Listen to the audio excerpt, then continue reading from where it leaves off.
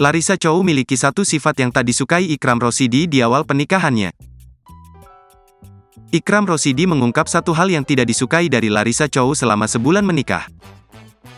Dikatakan Ikram Rosidi, ia tak suka dengan sikap Larissa Chow yang sangat terlalu mandiri. Pengakuan Ikram Rosidi terkait Larissa Chow disampaikan lewat Instagram story miliknya. Ikram pun menjawab jika dirinya marah ketika melihat Larissa Chow ingin melakukan segala sesuatunya sendirian. Meski sikap mandiri Larissa Chow tak disukai olehnya, Ikram tetap memuji sang istri.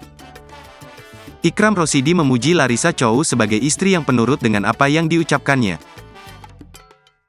Larissa Chow kembali menikah setelah 2 tahun bercerai dari Alvin Faiz di tahun 2021. Selama 2 tahun itu, Larissa Chow hanya hidup berdua dengan putra sematawayangnya Yusuf.